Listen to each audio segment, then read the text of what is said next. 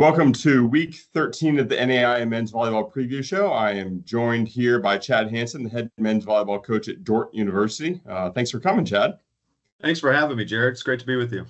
Absolutely. So, hey, give me a rundown on your program in Dordt in this year and kind of how it's gone as you guys kind of just finished up, correct? Yeah, we did just finish it up. We lost this past Saturday at Missouri Baptist, a very tough opponent, nationally ranked, and seeded number 2 in our Heart of America conference out of 8 total teams for the tournament, but number 14 total teams in the conference. For us, we were in the 7th seeded spot. And in this first year for Dordt to be in the Heart of America conference, I was really pleased that we even made the tournament. There were a lot of teams ranked ahead of us, and we couldn't crack any of them in the regular season schedule. But zooming out just a little bit on the whole, this is our 10th year as a men's program here at Dordt, a varsity program. And I've been I've been the head coach all 10 years and really enjoyed it. But this was my 3rd year of full-time only coaching the men. Previously, I had a 7-year overlap of being the head coach of the men's and women's programs here at Dordt. So were you the women's coach and they said, hey, please, please, please add a men's program? And you said, okay, I'll do that for a little bit and got sick of the overlap? Yeah, honestly, it started as a club program here at Dordt. A couple of college students, they reached out to me and said, would you write a letter to our academic cabinet endorsing that we have a men's volleyball program? And so I said, yeah, that sounds great. And so I drafted a letter and submitted it. And then it was several months later, they said, Chad, we'd like you to coach this team. And I went, wait a second. This was a letter of endorsement, letter, right? What was I actually signing up for? And it made sense. The way Dordt puts all of their coaching positions, I am not exclusively 100% full-time coach only. I have a large percentage of my position here at Dordt is coaching, but the other smaller percent is doing other campus duties. And so what Dordt said was, instead of having a women's volleyball only head coach that does other campus things, let's have you be 50-50, 60-40 women's volleyball, 40% men's volleyball, and that'll be it. So I thought, okay, yeah, let's go with it. Let's see what it does. I love coaching. That's my background as I got into this career, was just full-time coaching. I'd never done the other administrative things before. And but all along, and I had talked with St. Xavier's coach prior to Ryan. I talked with Bob at St. Xavier, who had been the men's and women's head coach there for 7, 8, 10 years maybe. And I just said, hey, what do you think, Bob? And he said, don't do it. He said it's not a sustainable model. And he had described some of the different ways that he had organized his days, from 6 a.m. with one group to the afternoon practice with the other, or afternoon and night, or back to back. And I just started to go, okay, this makes sense. It is overwhelming. And I'm glad that they are offsetting seasons, women in the fall, men in the spring. But on the whole, it just wasn't a sustainable model. 100%. I did it previous to Masters for about 4 years. Okay. I was an assistant men's and women's volleyball coach at Harvard. And I had 2 different bosses there. So working for 2 different people, having 2 different teams, and it was okay when I was engaged and then newly married, and then when you start having kids, it's a whole different ball game. Yeah. Right? Just in terms of the level of responsibility and the number of hours it takes, and the reality that when you're split between 2 teams, one team will always sacrifice. Yeah. Right. You're always pulled in 2 different directions. Yeah. And people can do it for a little while, but nobody sticks to it long term. Yeah. So that story sounds about right from my experience as well. So for 7 years doing that, and over the course of the couple of years into it, I was talking with my athletic director saying this model can't be sustained, and everyone is struggling or missing out on what the fullest experience could be. And then through COVID was really kind of that stressful breaking point for me personally, with the women's season in the fall of 2020. conference only. And then in the spring was the national tournament. Well, that's the same time that the men's program was in season, even though the overlap for Dordt men's volleyball, our season ended and we didn't have to go to a men's national tournament. We were right into the women's national tournament. And do you ever, Jared, just a little side note, do you ever do this? Do you ever think, how could people not in the coaching industry understand coaching? Or what are some job parallels? So for instance, farmers have their season where they are harvesting, and that's kind of what I would say are in season. Do you ever think of that in the sense of other careers? I've thought about it in terms of the skills it takes to jump over to different careers. You look at what coaches go into sometimes after they're fired, sometimes when they move on to something else. And I see a lot of them going to a sales job, a real estate type of job, right? And realizing that a good coach, it's relationship building, and it's the recruiting aspect of it ties so heavily into the sales type of model. So I think more about it that way, from the type of skills that we have as coaches, how that translates to other industries. But not so much as from the in-season, off-season standpoint. So because Dordt is surrounded by farm fields, we have a great city infrastructure, but beyond our city limits, we have farm fields around us. And I tend to try to correlate with my neighbors or churchgoers. Hey, how's the season going? And I'll ask a farmer, how's your season going? Are you in the planting season? Well, that's really busy and you've got to get stuff in before the rain. So that's our development off season kind of structure in the tournaments. Your in season is harvest, and you're pushing long hours, full days, and you're trying to get stuff in before the sun sets. And it's 4 weeks, 6 weeks for them, maybe 2 months. For us, it's 3-4 months. But in the sense of you and me each having the experience of coaching 2 teams, I thought we really, in those men's and women's simultaneous, we're really like a contractor trying to build 2 buildings at the same time. And the people that need us to decide this, that, and the other are still trying to build and make the structure stand. And they don't understand why we're spending time in the other building. And so that's just one of my odd parallels. So since you're on, and since you bring up the farmers, I guess we need to give a shout out to the Van Groningen family, who's probably watching this video. You have some Van Groningens. I have a Van Groningen at my in my program, and shout out to Lisa and Brian, because I know they watch these videos sometimes. Absolutely. Great families, going back to the parallel of Ripon Christian and a wonderful hotbed of volleyball there. We've got Lucas, our senior setter, just graduated. He made the all-conference team for the Heart of America as a second teamer, and that was a really, really big deal. And Joel's having a great sophomore year for us. I will say, I saw your all-conference team come out the other day in the Heart, and you guys have 40 people that make your all-conference team. It was like 14 first team, 14 second team, 12 honorable mention. I was like, you guys are recognizing half your conference here. Now, yes. Now, keep in mind, we have 14 total teams in the conference. And so that 14, there's a big group of athletes. And I'll be honest with you, too. I felt like there were athletes on that honorable mention list that should have maybe been higher in the all-conference standings, just based on my experience of our team playing against them. And it's a full list. And it's a big list. That might be bigger than our All-American list. I think so. Or right around that same size. So I was kind of chuckling to myself, looking through that, just scrolling. I'm like, we're still going here.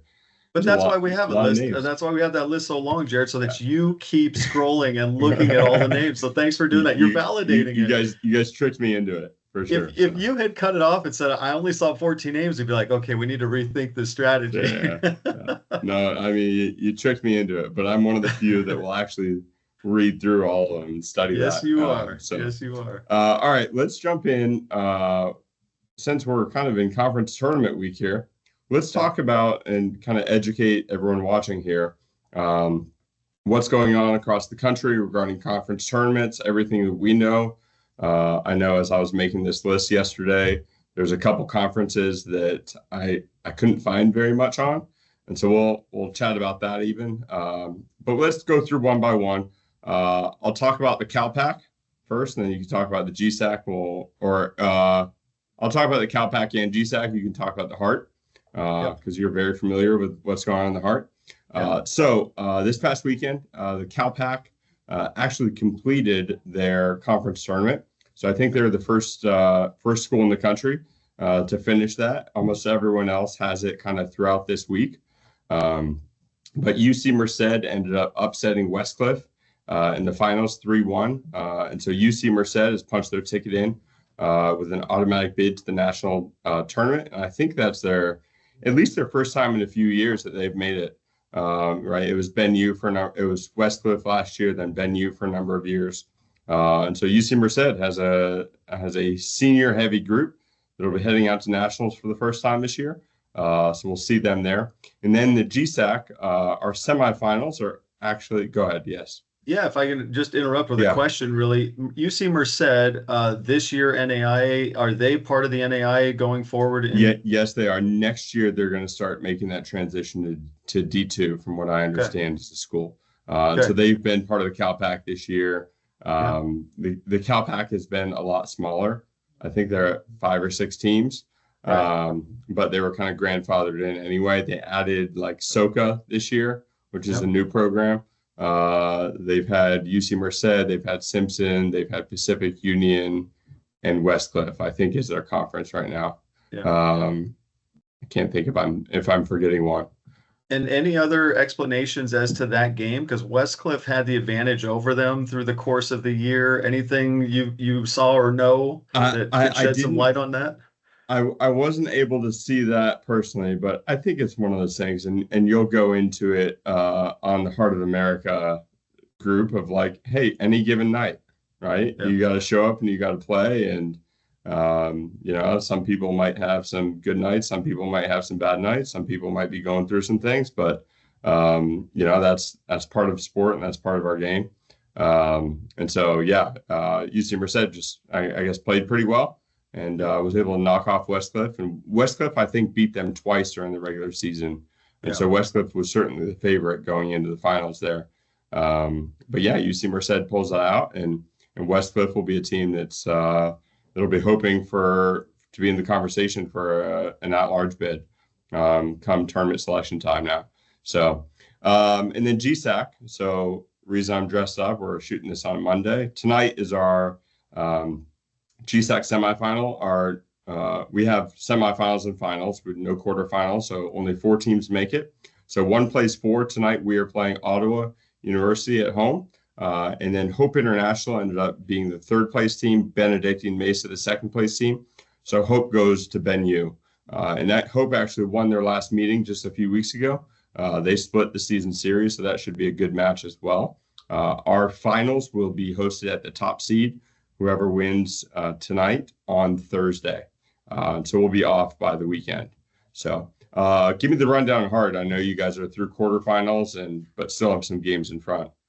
Yeah, and if I can, before I jump into the Heart, a question about the GSAC. Do you find home or away to be advantageous for either team? Not as much as what I hear from Heart coaches talking about that. Okay. Right. The trip between LA and Phoenix is fairly easy. It's a 1-hour flight or a 6-hour drive. It's not too bad. All of our gyms are fairly similar. Ben U finally has their own gym. The only gym that's very different is Park Gilbert, who they rent out some big complex like a court on it. So that's a different feel for sure, playing away there. But the Masters gym, the Auto gym, the Ben U gym, the Hope gym, the ACU gym are all kind of fairly similar feel. People might have the hardest time coming to Masters just because some nights we have a bit more from the fan side. So that can create a little bit different environment for sure. But I think for the most part, not as much home court advantage as I've heard from coaches in the Heart. Okay. Yeah, very good. Yeah, the Heart of America, it's a big footprint. And just this last Saturday, April 12th, we traveled in Northwest Iowa by Sioux Falls, Sioux City area. We traveled almost 10 hours after some stops included, et cetera. It's an 8.5 hour drive, but with the stops and food pickup. 10 hours later, we're in the Missouri Baptist gym doing a little bit of a volleyball workout on Friday night. So that was us as the 7 seed playing at number 2 seed for the tournament, Missouri Baptist. And also on that same side of the bracket, uh, uh, number 5 Grandview played at number 4 Park in the seeding of the tournament. We lost in 3 to Missouri Baptist, and they were very, very strong in all areas of the ball.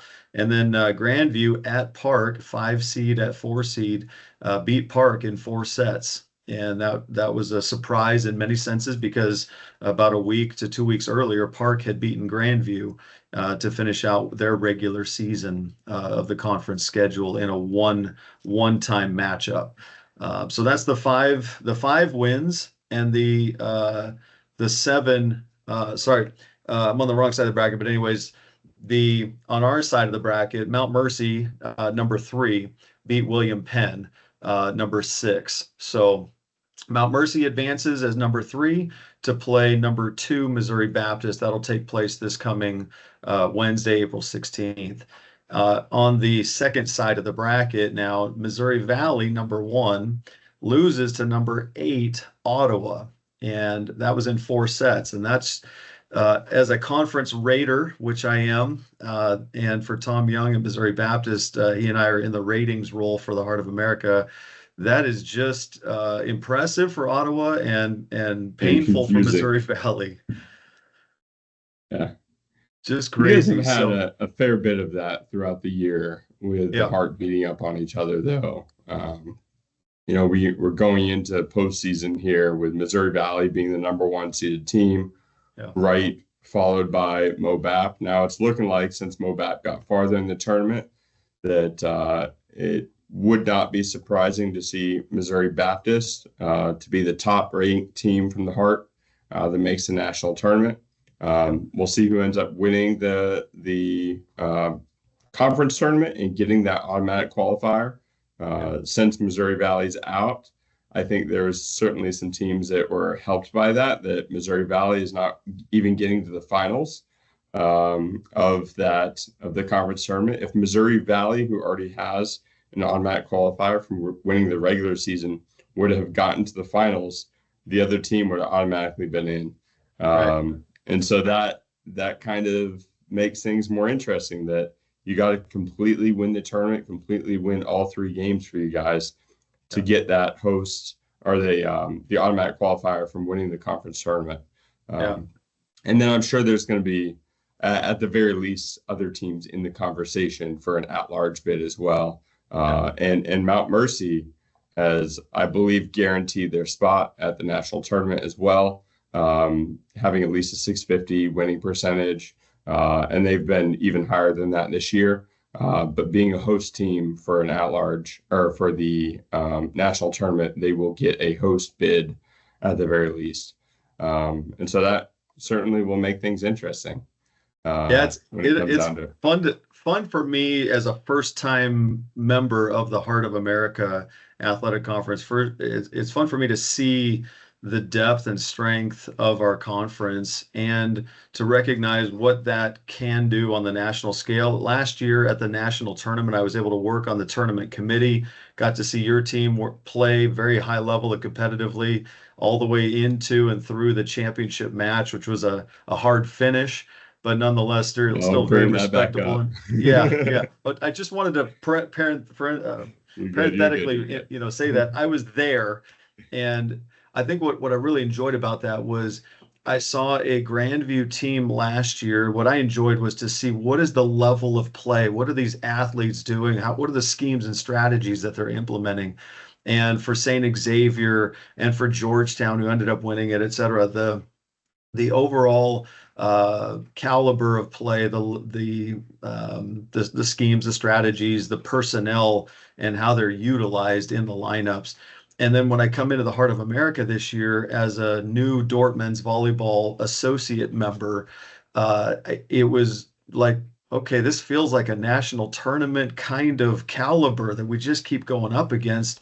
And I know there's you guys at Masters, there's St. Xavier, undefeated on the whole year. And I've only heard from other coaches who've seen your different teams play.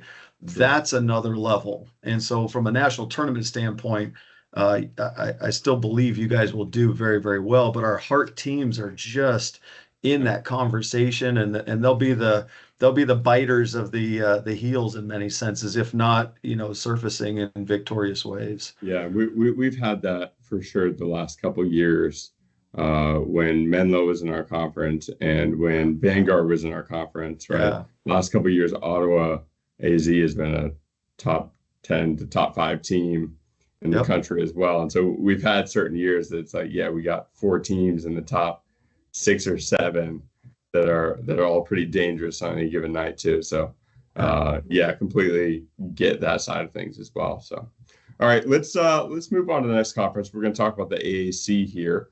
When I was doing my research on what's going on here, they have a little bit different, interesting tournament setup.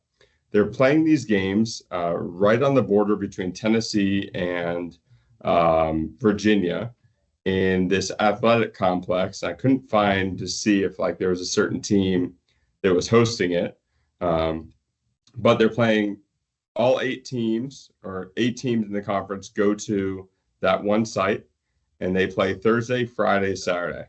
So you got to win 3 games to win it all, and likely for many of those teams. St. Thomas would be in the at-large discussion. Maybe Reinhardt would be in the at-large discussion. But for many of them, they got to win their conference tournament to make it to the national tournament. And this formatting is kind of closer to what the national tournament formatting is. And so it's a little bit more interesting from that standpoint, winning 3 games. But the quarterfinals are this Thursday. We have St. Thomas playing Truett McConnell in the 1 versus 8. St. Thomas won the regular season. Number 2, Reinhardt is playing number 7, Warner. Number 3, Weber International is playing number 6, Life. And number 4, Bluefield is playing number 5, Talladega. And so the winners will go on Thursday. They'll play the semifinals on Friday. Winners in the semifinals on Friday will play in the finals on Saturday. And so it's throughout this year, it's been looking like St. Thomas might be the favorite there. Reinhardt and Weber have also been pretty close on their heels at times. So very interesting to see how that finishes out. It's a little bit different of a field to play 3 games in 3 days that a lot of these athletes might not be used to. And that's one of the big challenges that we always have at nationals too. At least from our standpoint, West Coast, we don't play 4 games in 5 days. And that's the nationals format, and that just is what it is. And it's a different challenge to not have that rest in between games or just playing 2. True.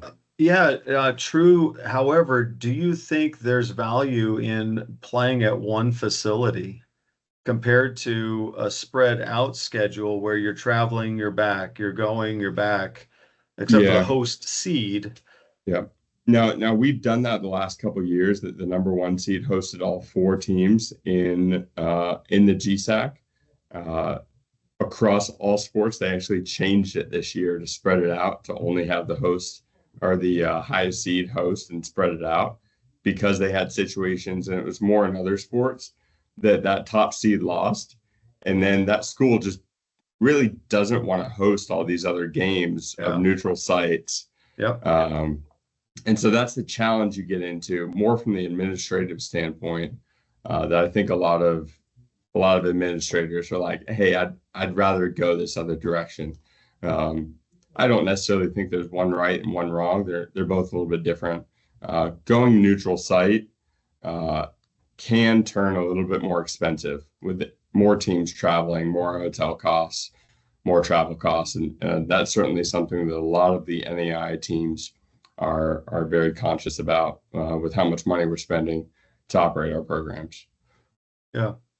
So yeah, our Heart of America also did the same Previous year, they did the number one seed would host at least the semis and the finals. This year with the teams, they said, let's go the highest seed host. And I embraced that rationale because the host school is going to be vested into the hosting, and they're going to be excited their own team is playing in it. So I like that model.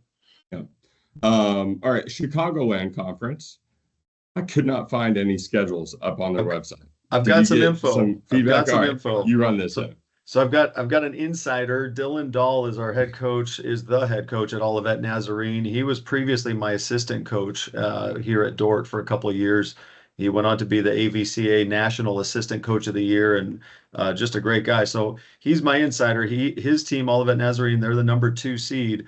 I learned from him, number 1 and number 2 get first round byes, and they have a total of 6 teams. Or they have 7 teams. 6 of the 7 get into the conference tournament. So 1 and 2 get byes. 3 will host 6, and 4 will host 5. And the schedule is this week. The 3, 6, 4, 5 matches will play on Tuesday, and then the semis will play on Thursday, and the championship will be this Saturday, April 19th. And all of the top seeds will host. In order, St. Xavier is number 1, Olivet Nazarene is number 2, St. Ambrose at 3rd, Judson at 4, Calumet is 5, Viterbo at 6. So St. Ambrose will host Viterbo, Judson will host Calumet, and St. Xavier and Olivet Nazarene will be in the bye positions waiting for those matches to be played. And from my perspective, I'm guessing that, St. Xavier's had a great year so far. If they were to be upset, they should almost certainly be in the national tournament anyway with an at-large selection.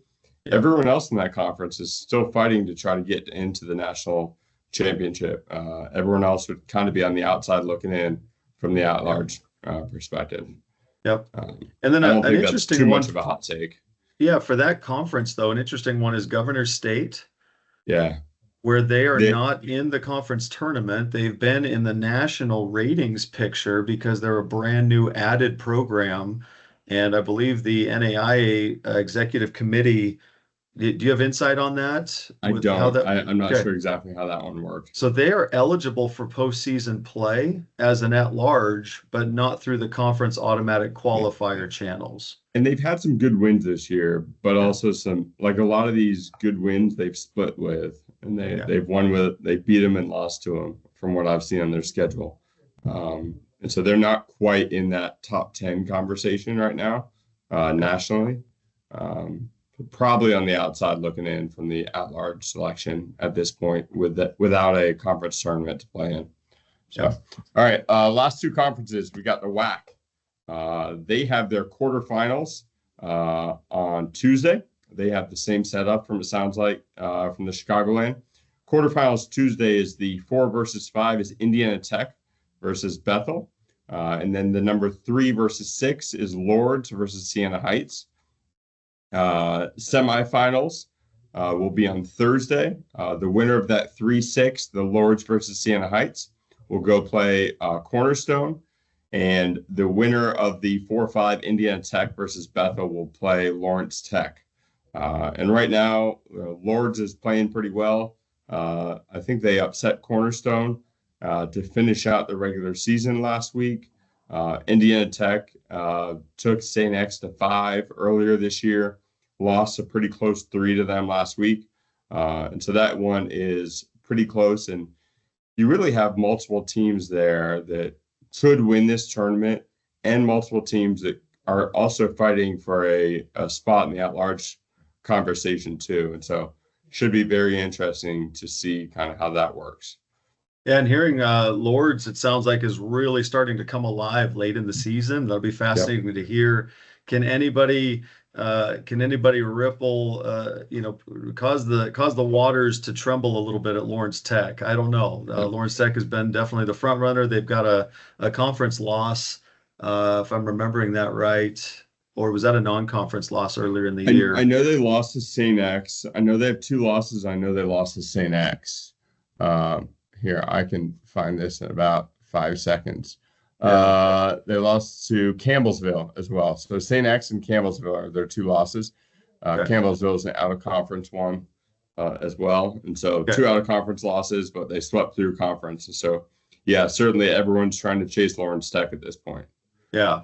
And so, yeah, if there's a second place team, maybe third place team that can keep their name relevant by finishing this conference tournament well and or creating some upset in the mix. But Lourdes was one of those teams that we heard about that is really playing well at this late part of the year. Yeah.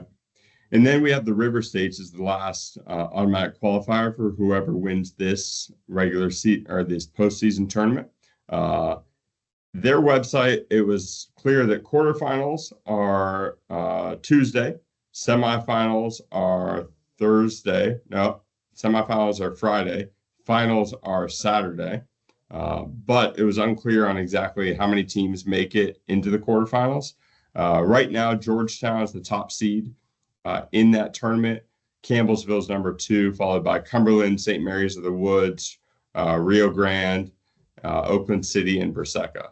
So that was kind of the final conference tournament finishing. It seems like it's Georgetown, Campbellsville that are really fighting really back and forth. I think they split on the year. Campbellsville seemed to be playing pretty well a couple of weeks ago towards the end of the season.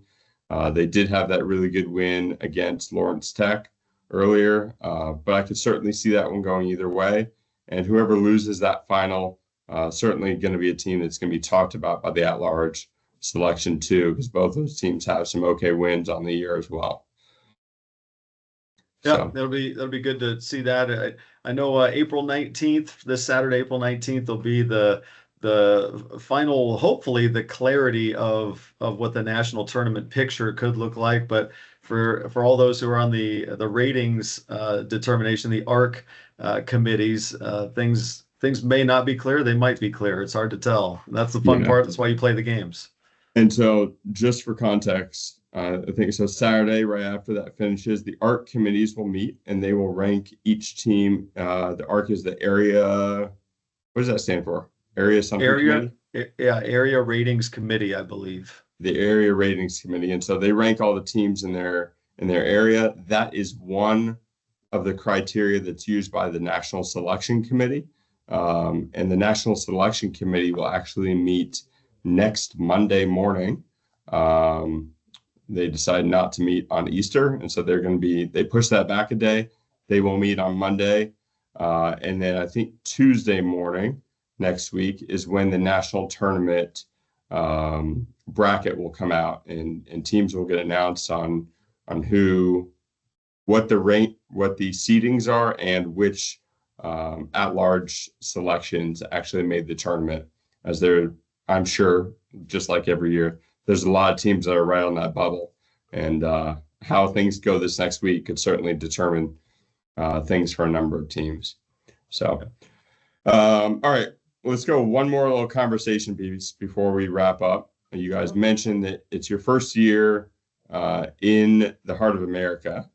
Talk a little bit more how that transition's been. You guys were in the GPAC last year, right?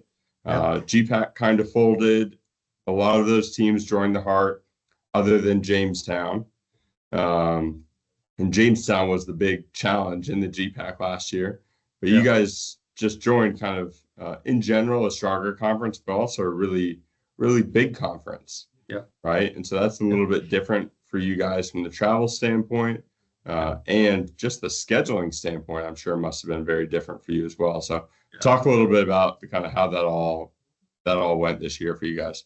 Yeah, 2024, our men's season wrapped up, part of a Great Plains Athletic Conference men's volleyball schedule. Jamestown, you mentioned, they've been the conference front runner for several years, all the years that they've been in the conference. And at the end of the 2024 season last spring, we knew that Jamestown had one more year. They had chosen to go D2, NCAA Division II, for their entire school. what happened after our conference schedule was done, and it was at the national tournament, we had learned that Kansas Wesleyan, who was an associate member of our conference, Kansas Wesleyan decided to join the Heart of America. So that was a brand new press release. We found out that way. Yeah. And then a week later, Ottawa of Kansas also followed Kansas Wesleyan to join the Heart. So we were left with Dordt Morningside as true GPAC members. The GPAC conference is still functioning, but the men's volleyball portion is the only part that is no longer. So Dordt and Morningside hooked arms together and said, let's go find a conference. And our presidents and our athletic directors really rallied together. And Nick Rule is the conference commissioner for the Heart of America. Nick and his associate or his executive team, along with our presidents and ADs, really put a good plan in place. And then we had to build the schedule. So what does it look like when you have 14 teams spread out over a 4-state region? Really, let's see, Iowa, Kansas, and Missouri. So 3-state region. Interestingly, Jared, I don't know if you how long have you been at Masters? In my fifth season right now. Okay. So prior to you, when Dordt was first into NAIA varsity men's volleyball, 2016 was our first competitive season. We, Dordt, and a couple of GPAC schools at that time, we had a hybrid of conferences. We had the AMC, we had the KCAC, and we had the GPAC. So it was a hybrid. So interestingly, Missouri Baptist was part of our initial conference schedule. We'd have to travel there or they'd have to come up to us.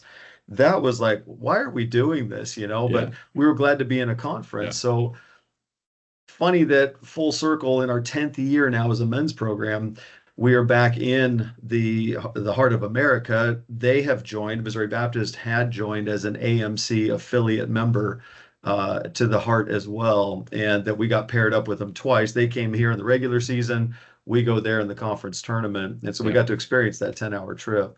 But it's what I believe is where Jamestown was that nationally ranked program historically, and we would see them twice a year on the GPAC schedule.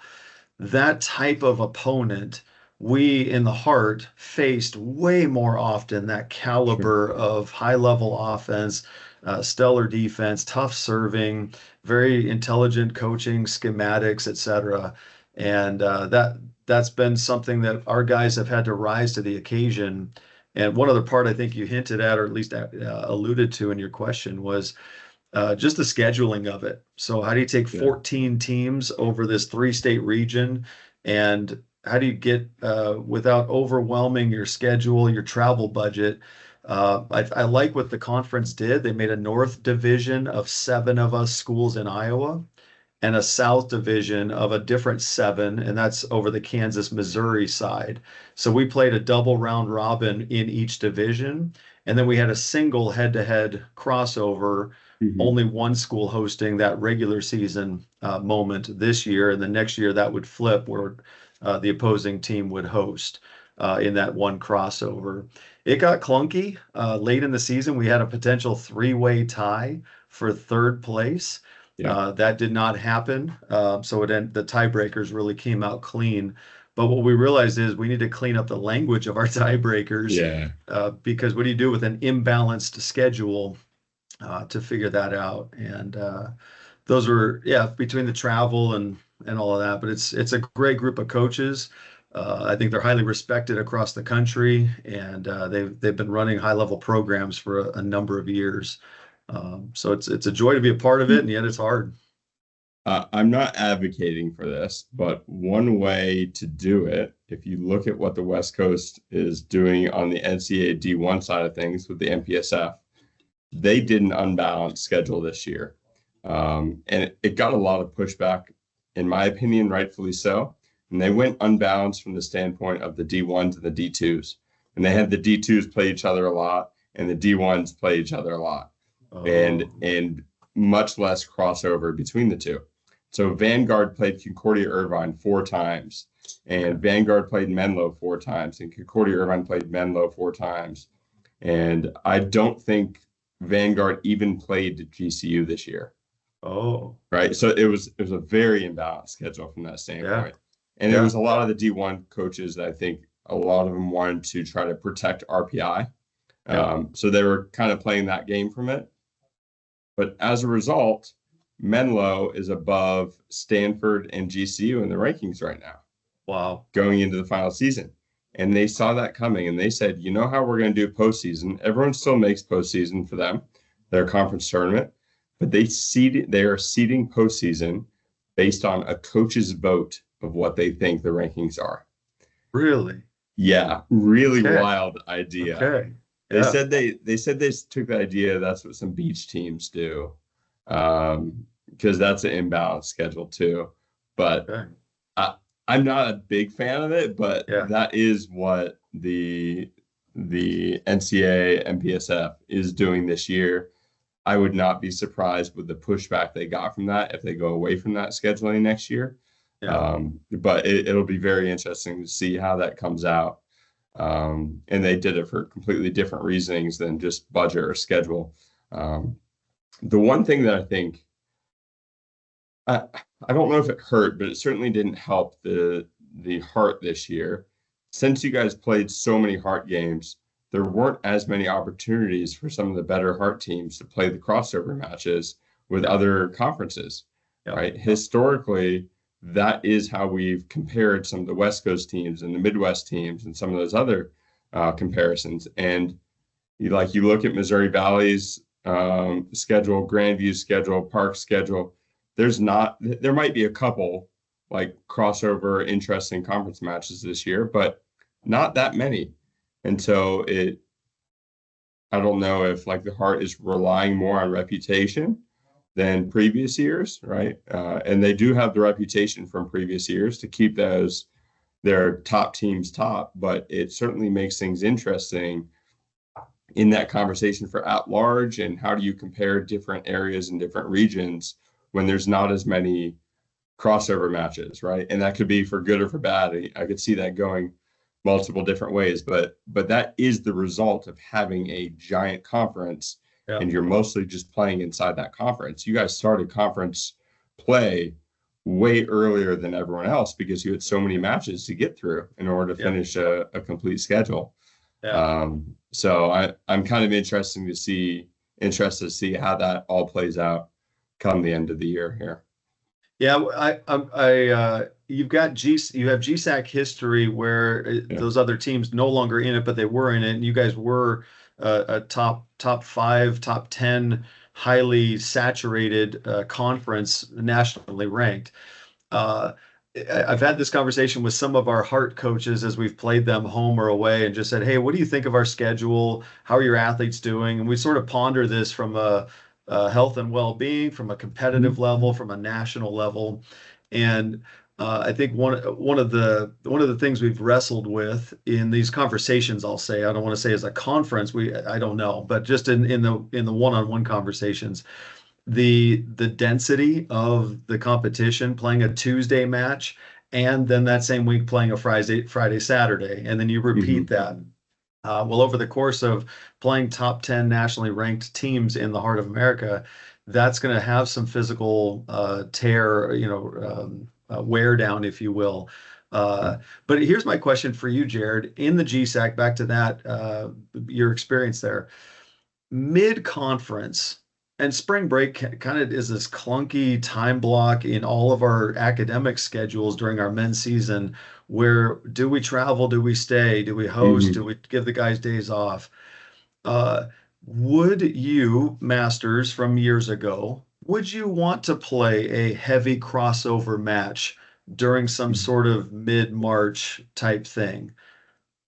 I wouldn't be against it. The reality of both Midwest teams and the West Coast teams is we probably only have the budget, if we even have the budget, to make one trip a year. Right.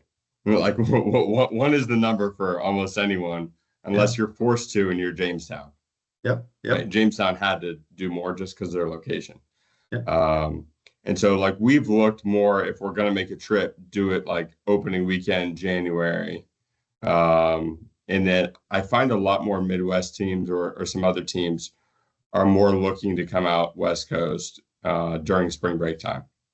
So if I've got other teams that are wanting to come out west, I'm not going to go Midwest to play someone else if someone will play me at home. But I've looked more to do that in the January timeframe. This year, I mean, from where we were at from the scheduling standpoint, we went complete opposite of you guys. You guys have so many matches in a shorter amount of time. Asking about the student athlete experience, what that's like from playing Tuesday, Friday, Saturday. That whole schedule can get very heavy. At the NAIA level, we only have 26 dates that we're allowed to play. This year, my team, we're 21-0 at this moment that we're talking, right? We played 21 countable games this year in regular season, but we used actually all of our dates, and I used them in the fall. I used part of my 26 in the fall, so we were actually able to spread out our dates a lot more. Those fall games were just not countable. They're scrimmages, right? I'm using my scrimmages and I'm using some of my real dates as part of my schedule. And so since we used so many dates in the fall, I think we played 7, 8, 9 dates in the fall. I was able to spread things out a little bit more come spring. And it felt at the end of the fall like we had just gone through a whole season. Like we played a lot more in the fall than anyone else, and we're playing a little bit less in the spring than a lot of you guys. Right. And so it averages out. I'm trying to average it out from the wear and tear standpoint on our athletes' bodies. But, are we ready to play 4 matches in 5 days for the national championship? We'll see. All right. That's the other challenge, that maybe the teams that are playing 3 a week all year are kind of more used to it. Or maybe their bodies are a little bit more broken down. It could go either way. Honestly, it depends on your group, and it depends on the time. I like your method, and one of the conversations I did have with one of the coaches was, I think we might gain a lot in our heart schedule if we looked at putting a couple more fall opportunities, not an in-season, because the NAIA has its parameters of when we can start our actual competition, but building a couple more for the viewer who's watching this. You'd mentioned 21 dates. We are allowed 26 competition dates. And then you mentioned 8 or 9, previous. So for the viewer who's watching this, you have your 26 dates, and your unused dates in the spring, you can bank those in other parts of the year. So that's what you did with 5 of them. And then you have a separate 5 of scrimmage dates. So 3 that are only allowed in the fall, and then 2 that you can put as scrimmage dates anywhere. So that's your combination of getting your total dates. Again, that's just for the viewer. You and I know what the NAIA says, but I didn't want them to question your math and be like, well, how's that possible? We were going a whole different direction. And the honest answer is, part of that had to do with where we're situated, where we're located, right? And the kind of teams that we can play, right? A lot of these D1 teams are very willing to play me in these fall tournaments that they set up. So we were at the USC tournament, we were at the UCLA tournament, we were at the Long Beach State tournament. We went down to play UC San Diego. We went up to Fresno. There's a Fresno tournament that Long Beach State was at, and Stanford was at, a bunch of other teams. And so I don't care when we play. I don't care if it's a countable game or not. All I want is the highest volleyball level possible. That's the only thing that I'm searching for in schedule. And whether we're 21-0, or I could have gone a whole different way with it and been 26-0. I don't really care about those 5 extra wins, as long as the games we play were high level. So we're undefeated right now in our countable games. We've lost this year though, because we've played some teams that are better than us. Right. And that's fine. We've had that experience. And so looking forward to seeing how that progresses into the national tournament. That's good. And I think your method, I think you will be well rested going into the national tournament. Once that officially shakes out and you guys are seated where you're seated, I think you're going to find your group can handle the back-to-back play, because they haven't worn their bodies down in the week to weeks. I think those weeks of wear down can be detrimental for teams. I think that's some of what we've experienced a little bit in the heart. I can totally see that. Well, Chad, thank you so much for joining today, and and I'm sure you're going to be following all the conference tournaments and continuing recruiting for next year. And best of luck in that. And are you going to be out in Cedar Rapids as well? Are you going to head out there for nationals? I might be there. I'm not committed at this point. I have some other obligations I'm slotting in and trying to juggle on the family side. But yeah, God's blessings to you, Jared, and your program there. I know you guys have had a great year. Congrats on that, and finish well. And I hope to see you there in Cedar Rapids. But if I don't, I know you represent well. Yeah. Thank you. Appreciate it.